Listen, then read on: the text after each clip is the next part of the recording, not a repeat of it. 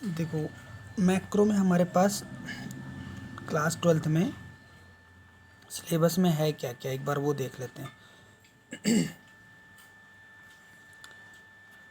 Micro में तो आपको लग गया होगा कि थोड़ा बहुत सोशल साइंस की तरह है, लेकिन यहाँ पे ना बड़ा डीप कॉन्सेप्ट वाले हैं। इसमें बहुत ही ज़्यादा डिटेल डिस्कशन है। सबसे पहले तो वही इंट्रोडक्शन पढ़ेंगे, मैक्रो इकोनॉमिक्स है क्या, मैक्रो इकोनॉमिक्स के एलिमेंट्स क्या हैं, ये सब चीज़ें देखेंगे। उसके बाद बेसिक कॉन्सेप्ट, यानी पहले 2 चैप्टर एक तरीके से बैकग्राउंड ही है। फिर नेशनल इनकम का चैप्टर शुरू होता है, जिससे एक न्यूमेरिकल कन्फर्म आता है, इसको हम सबसे लास्ट में करेंगे। कुल मिला के मैक्रो इकोनॉमिक्स को हम लिंकेज तरीके से करेंगे कि एक चैप्टर दूसरे का जिससे लिंक हो। ठीक है। नेशनल इनकम एंड एग्रीगेट्स सबसे बड़ा चैप्टर है और थोड़ा सा टिपिकल लेवल का भी माना जाता है, न्यूमेरिकल है ये। थर्ड और फोर्थ चैप्टर एक ही हैं, नेशनल इनकम कैलकुलेशन के, एक थ्योरी है और एक प्रैक्टिकल। क्लियर। उसके बाद हमारे पास चैप्टर है मनी, बैंकिंग, इन सब के ऊपर डिस्कशन है। तो ये चैप्टर हम लोग पहले स्टार्ट करेंगे। इसकी भी वेटेज हर एक चैप्टर की यहाँ पे 5 से 6 नंबर की तो है ही।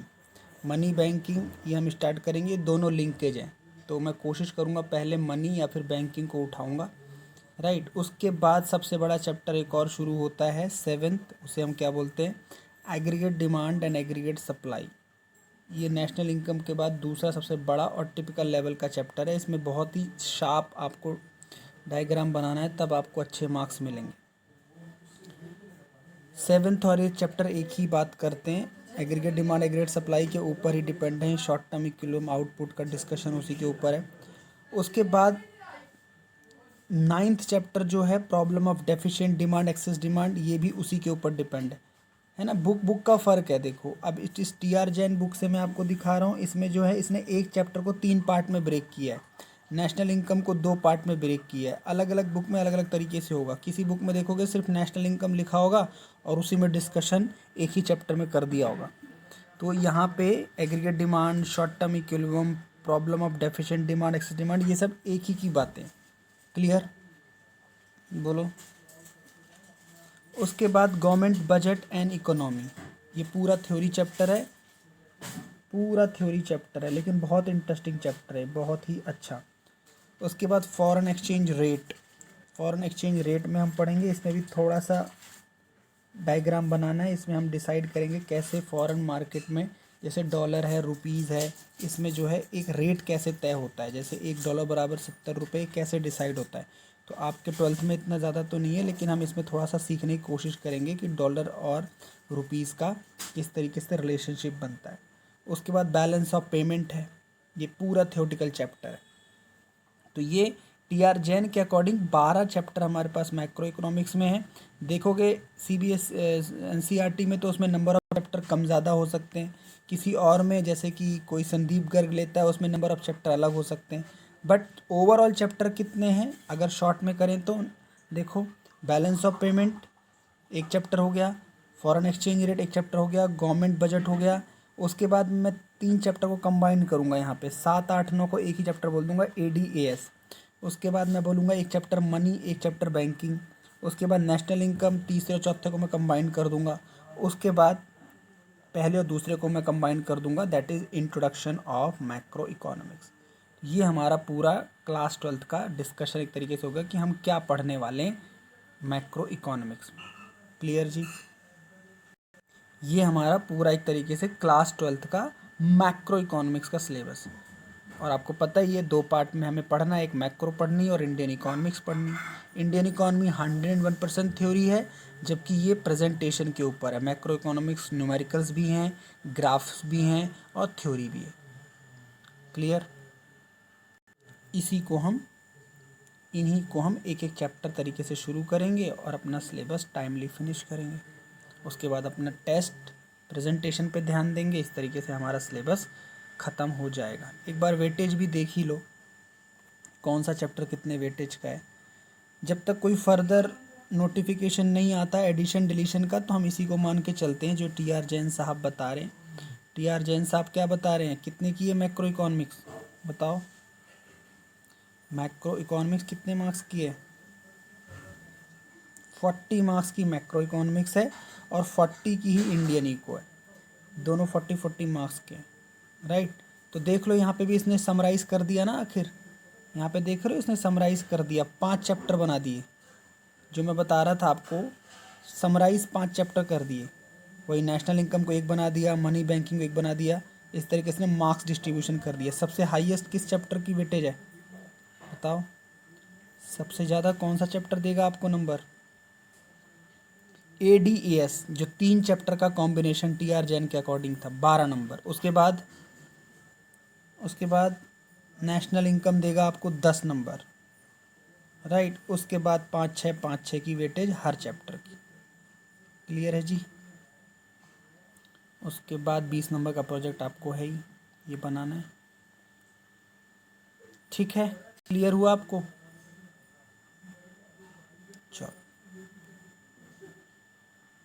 अब हम लोग चैप्टर शुरू करते हैं, एक बेसिक सा शुरू कर देते हैं, जबकि 2 बच्चे आज टाइम डिसाइड करके बताएंगे, बट फिर भी हम लोग एक बेसिक कंसेप्ट आज शुरू कर देते हैं। जिसके पास जो बुक है उसी से पढ़ेगा, कोई स्पेशल बुक लेने की ज़रूरत नहीं है, जिसके पास जो है उसी को रिकमेंड करना है, क्योंकि मैं भी 2-3 बुक से कराऊंगा। कुछ चैप्टर TR जैन से जो मुझे बेस्ट लगते हैं, कुछ मेरे पास दूसरी बुक है एक फॉरेन राइटर की जिससे मैं इंडियन इकॉनमी पढ़ा रहा हूँ, और कुछ संदीप गर्ग से करेंगे। बाकी रीडिंग आप किसी बुक से भी कर सकते हो, उसके लिए कोई वो नहीं। शुरू करें बैकग्राउंड, बोलो जी बोलो।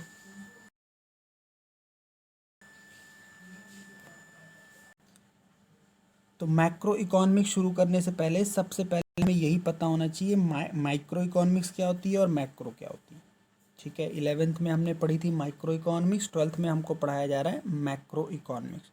तो इकोनॉमिक्स का मतलब हो गई एक तरीके से अर्थव्यवस्था, ठीक है। जैसे घर को आप व्यवस्था कर रहे हो, ठीक है ना, कोई चीज़ की व्यवस्था की बात करते हो, तो जब हम नेशन एज अ होल की बात करते हैं, जब हम पूरे नेशन की बात करते हैं, तो इसका मतलब हम कहाँ पे बात कर रहे हैं? इंडियन इकोनॉमी की जब हम बात करते हैं तो इसका मतलब हम मैक्रो लेवल पे कर रहे हैं, मतलब कोई बड़े स्केल पे कोई चीज़ को मैनेज करना, उसे हम बोलते हैं मैक्रो इकोनॉमिक्स। तो डेफिनेशन देखो रेड में क्या लिखी हुई है, macro economics defined as that branch of economics which studies economic issues और economic problem at the level of economy as a whole. मतलब महंगाई, बेरोजगारी, अनएम्प्लॉयमेंट, इंफ्रास्ट्रक्चर, जितनी समस्याएं हैं, एक के पॉइंट ऑफ व्यू से डिस्कस ना करके पूरे इंडिया के इशू या पूरे मास लेवल पे, नेशन लेवल पे डिस्कस करने को हम बोलते हैं मैक्रो इकोनॉमिक्स, क्लियर। और इसी को नैरो सेंस में जब हम बात करते हैं किसी एक पर्टिकुलर फर्म का, पर्टिकुलर इंडस्ट्री का, तो वो कौन सी इकोनॉमिक्स डील करती है बताओ? Micro economics. माइक्रो में याद है कि आपने चैप्टर किया होगा what to produce, how to produce, for whom to produce, ये समस्याएं कहाँ डिस्कस होती हैं?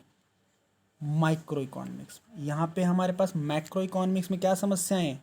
गरीबी, बेरोजगारी, इंफ्रास्ट्रक्चर, रूरल डेवलपमेंट, जो हम इंडियन इकोनॉमी में डिस्कस कर रहे हैं, क्लियर। बोलो जी बोलो। अच्छा, उसके बाद आते हैं नेक्स्ट इम्पॉर्टेंट, वो ये क्या टॉपिक आ गया? यस, नेक्स्ट हमारे पास इम्पॉर्टेंट इशू है, आस्पेक्ट है scope and significance of macro economics. Scope क्या बता रहा है, सिग्निफिकेंस का मतलब क्या बताया था मैंने, याद है प्रिंसिपल ऑफ मैनेजमेंट के चैप्टर में? इम्पॉर्टेंस। सिग्निफिकेंस का मतलब इम्पॉर्टेंस। तो क्या स्कोप है, क्या इम्पॉर्टेंस है मैक्रो इकोनॉमिक्स पढ़ने का? पहला बोलता है estimation of national income and related aggregates. जैसे हम घर में ये पता लगाते हैं कौन कितना कमा रहा है, कौन कम कमा रहा है, कौन ज़्यादा कमा रहा है, कौन महीने में कमा रहा है, कौन डेली कमा रहा है, तो ये तो इंडिविजुअल बात हुई। इसी को जो हम इकोनॉमी एज अ होल की बात करते हैं, तो इसका मतलब हम मैक्रो का डिस्कशन कर रहे हैं। इसलिए नेशन वाइज ये जानना ज़रूरी है कि हमारी जीडीपी क्या, जीएनपी क्या, एनएनपी क्या, हमारा प्रोडक्शन लेवल क्या, हमारा महंगाई रेट क्या। तो इसलिए मैक्रो इकोनॉमिक्स को पढ़ना ज़रूरी है, इसलिए इसकी सिग्निफिकेंस। पहला पॉइंट क्लियर। अच्छा, जैसे हम घर की समस्याओं में डिस्कस करते हैं क्या, कि ये बेरोजगार है, ये खाली बैठा है, इसकी किस तरीके से जॉब लग जाए, ये इतना पढ़ लिख के बैठा है फिर भी परेशान है। तो इसी तरीके से जब हम नेशनल लेवल पे इस इशू को डिस्कस करते हैं तो इसको जानने के लिए हमारे पास मैक्रो इकोनॉमिक्स आती है, थ्योरी ऑफ एम्प्लॉयमेंट, यानी एम्प्लॉयमेंट कितनी है देश में, अनएम्प्लॉयमेंट कितनी है। इसको हम पढ़ेंगे इंडियन इकॉनमी में, एक चैप्टर अलग से है अनएम्प्लॉयमेंट का, कितने टाइप्स की अनएम्प्लॉयमेंट है, गवर्नमेंट एम्प्लॉयमेंट के लिए क्या कर रही है। तो इस चीज़ का डिस्कशन के लिए हमें मैक्रो इकोनॉमिक्स का पढ़ना ज़रूरी है। यानी जो चैप्टर को मैंने इंडेक्स में दिखाया ना आपको, वो एक चैप्टर नहीं है, वो इश्यूज़ हैं एक तरीके से, ये समझ लो। जो इंट्रोडक्शन में हमने देखा वो एक तरीके से चैप्टर नहीं है, वो एक तरीके से क्या है, इंट्रोडक्शन है, राइट। थ्योरी ऑफ मनी दूसरा चैप्टर है। हमारी कंट्री में सर्कुलर फ्लो ऑफ इनकम क्या है, किस तरीके से सर्कुलर फ्लो को बनाया जाए, महंगाई में किस तरीके से लोगों को पैसा दिया, जैसे कोविड-19 पेंडेमिक में देख रहे हो, स्टेट गवर्नमेंट सेंट्रल गवर्नमेंट लोगों को पैसे दे रही हैं, राहत दे रही हैं, राहत सामग्री दे रही हैं। तो ये थ्योरी ऑफ मनी के अंदर।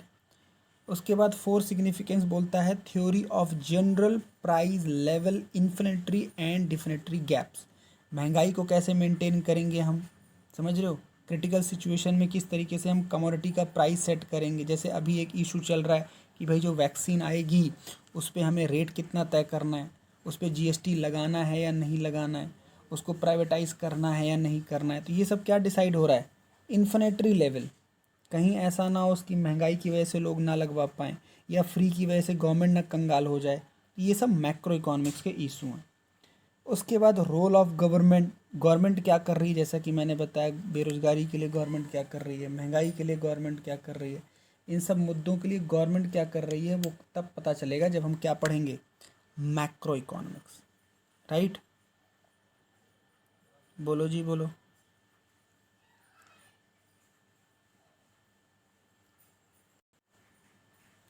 उसके बाद एक्सचेंज रेट, देख रहे हो जो चैप्टर्स हैं वही तो इश्यूज हैं। यानी ये अगर क्वेश्चन आएगा एग्जाम में तो हमें तो ऐसे ही याद हो गया, जो चैप्टर्स हमें पढ़ाए जा रहे हैं वही सिग्निफिकेंस हैं। एक्सचेंज रेट कैसे डिसाइड होगा, हमारी कंट्री का बैलेंस ऑफ पेमेंट क्या है, हम इंपोर्ट कितना कर रहे हैं, एक्सपोर्ट कितना कर रहे हैं, हमें देना कितना है विदेशों से, विदेशों को लेना कितना है विदेशों में, हमने कितनी कोविड-19 की वैक्सीन दे डाली है ना, और हमें अब सहायता मिल रही है। इसमें भी पॉलिटिकल इशू देख रहे हो चल ही रहा है कि वैक्सीन क्यों भेजी, तो वरना ऑक्सीजन नहीं मिल पाता आज। तो इस तरीके से मैक्रो लेवल में ये सब प्रॉब्लम्स हमें पढ़नी होती हैं, right.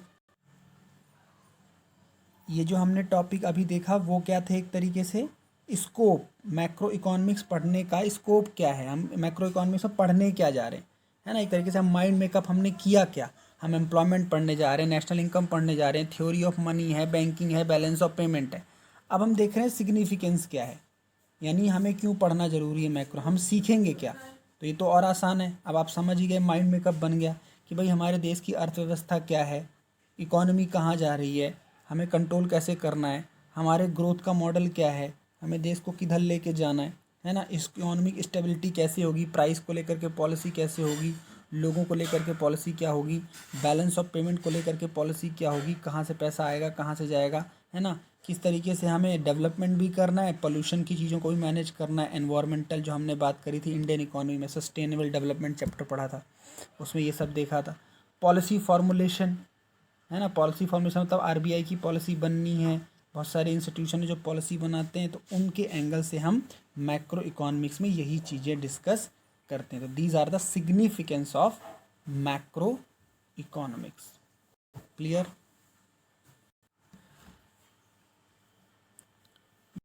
Terms of macro economics जो हमारे आगे जो चैप्टर्स होंगे उसमें टर्म्स बन के आएगी, इसलिए उनको समझना जरूरी है, उनका डिस्कशन कर लेते हैं, करें। सबसे पहला डिस्कशन किसके ऊपर है बताइए, सबसे पहला डिस्कशन किस चीज़ के ऊपर समझाया जा रहा है, गुड्स के ऊपर, गुड्स के ऊपर।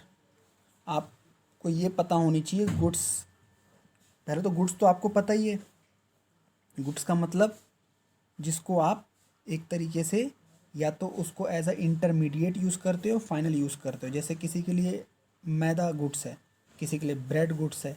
अब कोई मैदा खरीद रहा है ब्रेड बनाने के लिए और कोई ब्रेड खरीद रहा है क्या, बताओ, ब्रेड पकौड़े बनाने के लिए। तो हमें अब ये पढ़ना है क्लासिफिकेशन ऑफ गुड्स क्या है। तो क्लासिफिकेशन ऑफ गुड्स में कितने एस्पेक्ट्स हैं हमारे पास? Final goods and intermediate goods. दूसरा क्या है?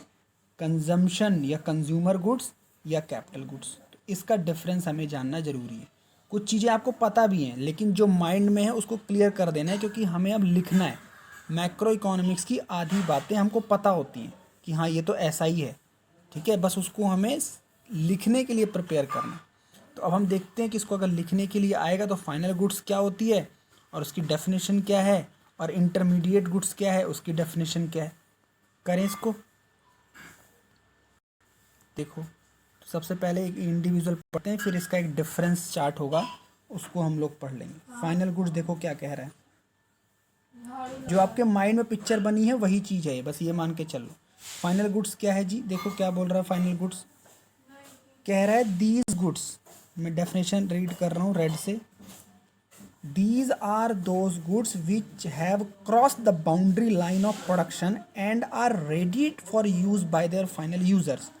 मतलब ये वो गुड्स हैं जो प्रोडक्शन से हट चुकी हैं। जैसे मान लीजिए आप 12th के पेपर देते ही फाइनल गुड्स हो जाओगे, अब आपको वापस नहीं जाना, अब आपको BCom BBA के लिए जाना है, तो आप फाइनल गुड्स हो। आप कंज्यूमर के लिए रेडी हो, मतलब अब आप कॉलेज के लिए रेडी हो, तो फाइनल गुड्स हो गया।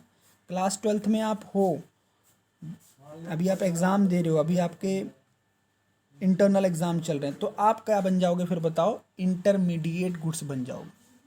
बात समझ में आ रही है? तो फाइनल गुड्स दो एंगल से हम पढ़ेंगे। कंज्यूमर के लिए फाइनल गुड्स भी होती हैं और प्रोड्यूसर के लिए फाइनल गुड्स भी होती हैं। समझ रहे हो आप? बोलो। तो फाइनल गुड्स दो तरीके से क्या होगी? कंज्यूमर के लिए एक फाइनल गुड्स है और एक किसके लिए बताओ? प्रोड्यूसर के लिए। तो एक बार इसको देखते हैं।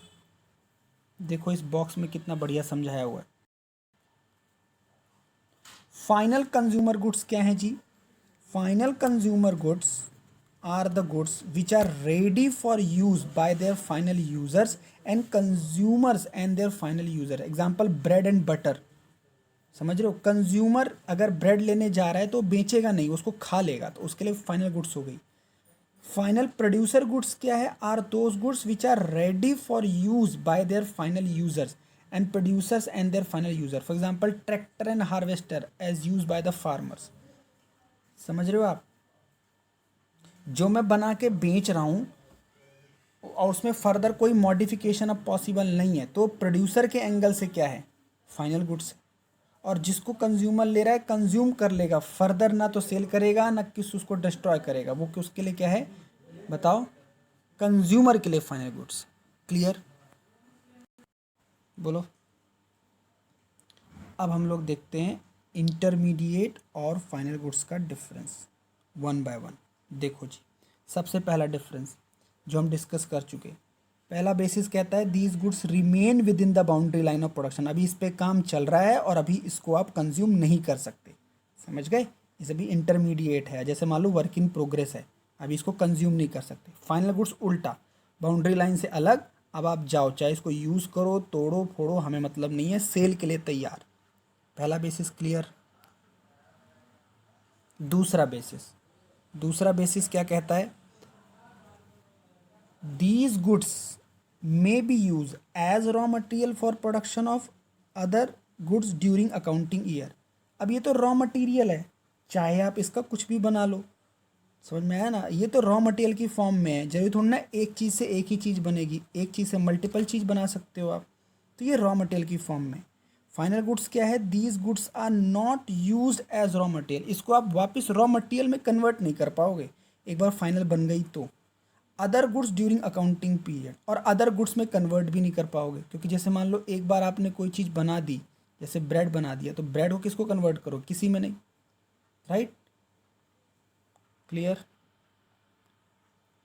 Third basis, these goods may be resold by the firm for profit during the accounting year. Resold का मतलब क्या है? मैंने रॉ मटेरियल खरीदा कुछ बनाने के लिए, मेरे को समझ में नहीं आया या वो क्वालिटी समझ में नहीं, तो मैंने उसको रीसोल्ड कर दिया। यानी रॉ मटेरियल हर किसी को ज़रूरत है, वो रीसोल्ड हो सकता है। फाइनल गुड्स के बारे में क्या कहता है? फाइनल गुड्स के बारे में थ्योरी क्या कहती है? These goods are not resold by firm for accounting during the accounting year. भाई रीसोल्ड कैसे कर दोगे? एक बार कस्टमर को सोल्ड कर दिया तो उसके बाद किसी और को रीसोल्ड कैसे कर सकते हो? अनटिल अनलेस वो वापस ना करे आपको। समझ में आई बात? नेक्स्ट फोर्थ बेसिस क्या कहता है देखो। फोर्थ बेसिस कहता है value is yet to be added to these goods. Value का मतलब सिंपल सी बात है, फाइनल गुड्स जो आप इंटरमीडिएट गुड्स जो है, value is yet to be added to these goods. अभी हम इसकी वैल्यू ऐड करेंगे, मतलब हम किसी को बताएंगे ना जब कि भाई हमने आटा मैदा कितने का, तो रियल कॉस्ट थोड़ी ना बताएंगे। अभी इसकी वैल्यू ऐड करना बाकी है। फाइनल गुड्स में क्या है, value is not to be added to these goods. कभी हम फाइनल गुड्स में जो सामान लगाए वो रियल कॉस्ट नहीं बताएंगे किसी को, हम अपने हिसाब से बताएंगे क्या कि इसमें आटा इतना लगा, मैदा इतना लगा, ऐसे पानी इतना लगा, फिर हम उसमें प्रॉफिट मार्जिन जोड़ के कस्टमर को बेचेंगे। क्लियर? बोलो। Fifth point, fifth expenditure on these goods is called intermediate consumption. बस वही सिंपल बात, इंटरमीडिएट गुड्स पे कोई खर्चा हुआ तो इंटरमीडिएट कंजम्पशन का ही पार्ट मान लेंगे। और अगर फाइनल गुड्स पे खर्चा हो रहा है तो इसको हम फाइनल एक्सपेंडिचर मानेंगे, जिसको आप क्या बोलते हो, कैपिटल एक्सपेंडिचर रेवेन्यू, जिसका आप कॉन्सेप्ट पढ़ते हो। ठीक है, तो ये हम पढ़ेंगे ADAS में, C+I, कंजम्पशन प्लस इन्वेस्टमेंट बोलते हैं इसको। ये छोटी छोटी टर्म्स हैं, बड़े चैप्टर में डिटेल से आएंगी। ठीक है। Sixth point, sixth point and last point क्या कह रहा है, these goods are not included in the estimation of national product. बिल्कुल, आप जब नेशनल इनकम निकालोगे, हम नेशनल इनकम का चैप्टर पढ़ेंगे और उसमें 3 मेथड पढ़ेंगे कैसे निकाली जाती है नेशनल इनकम। 3 मेथड है हमारे पास, वैल्यू एडेड, एक्सपेंडिचर और इनकम मेथड। तो वैल्यू एडेड मेथड में हम फाइनल गुड्स को काउंट करते हैं, न कि इंटरमीडिएट गुड्स को। क्लियर? बस यही कॉन्सेप्ट है इंटरमीडिएट और फाइनल गुड्स का। अगर हम इसको इतना समझ लेते हैं, इसका मतलब हम आगे आने वाले चैप्टर में इन दोनों का डिफरेंस समझ में आ जाएगा। जैसे नेशनल इनकम जब पढ़ेंगे तो फाइनल गुड्स को लेना है या इंटरमीडिएट को, अब हम समझ गए फाइनल गुड्स को लेना है। क्यों? इंटरमीडिएट को लेंगे डबल अकाउंटिंग हो जाएगी फिर, राइट? तो ये एक तरीके से हमारा एक इंट्रोडक्टरी सेशन हो गया, एक मैक्रो इकोनॉमिक्स का। क्लियर?